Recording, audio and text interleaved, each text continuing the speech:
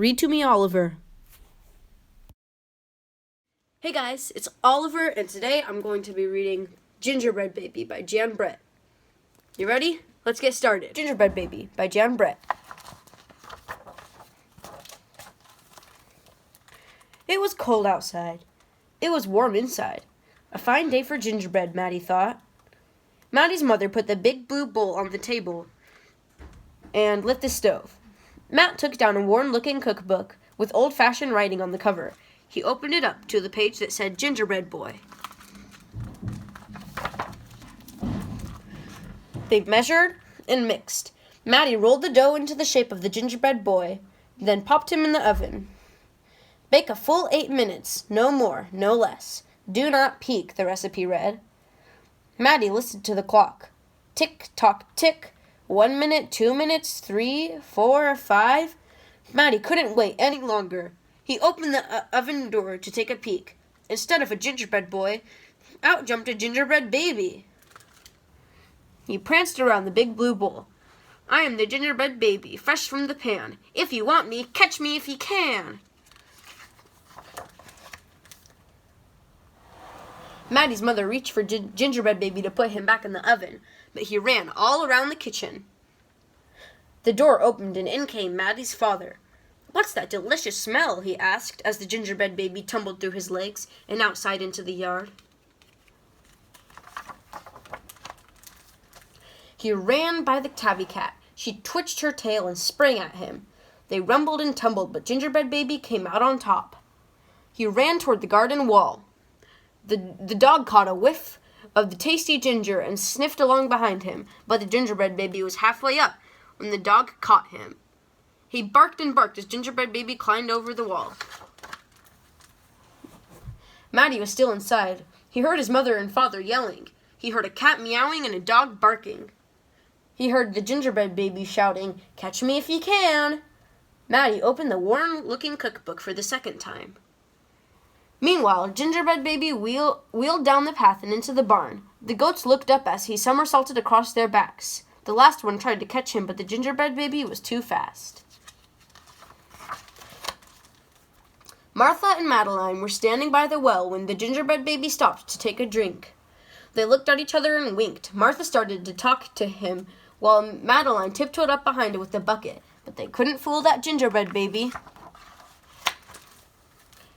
He took a braid from Martha and a braid from Madeline and tied them in a knot and ran down the road. Back in the house, Maddie stirred, mixed, and rolled the dough.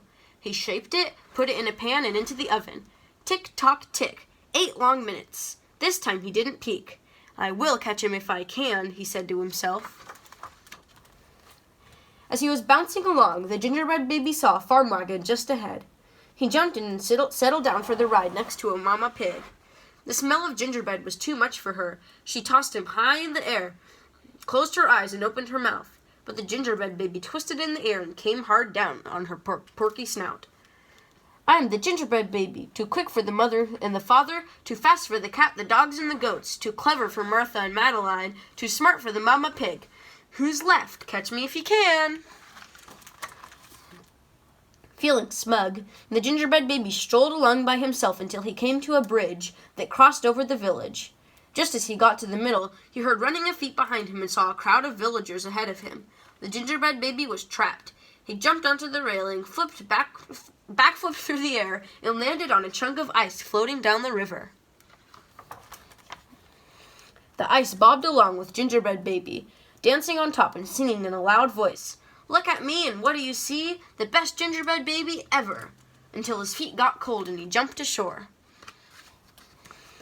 Who was watching from the trees? It was the fox.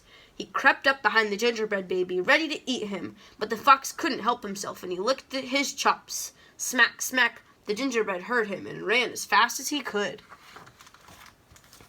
Just when the fox was catching up, the gingerbread baby saw the Milk and the Cheese Man with his can of milk. The perfect hiding place, he thought. He lifted the lid and lowered himself inside. He was so pleased that he sang at the top of his gingerbread voice.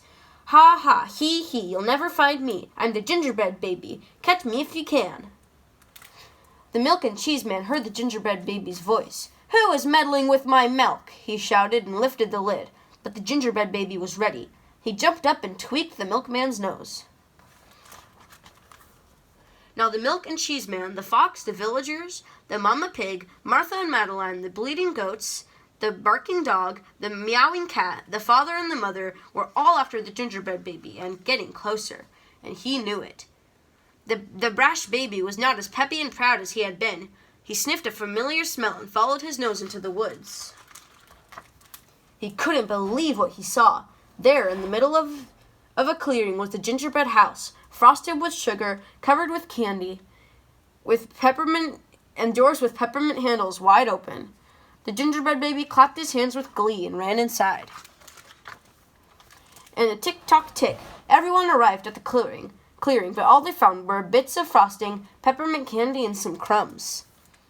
The father exclaimed, "The gingerbread baby has finally met his match." "I wonder who it was," the mother said. "Let's go home and tell Maddie." "Hello, Maddie," his father said when they got home. We never did catch that gingerbread baby. All we found were some crumbs in the snow." "I see you've been busy," his mother said, looking at the gingerbread house Maddie was holding. "Too bad we never caught that gingerbread baby." "Too bad," said Maddie. Only Maddie could hear the tiny voice from inside the gingerbread house. "I'm a little gingerbread baby, lucky as can be, living in the house that Maddie made for me."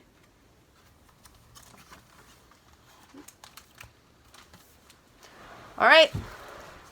That was Gingerbread Baby by Jan Brett. I hope you enjoyed.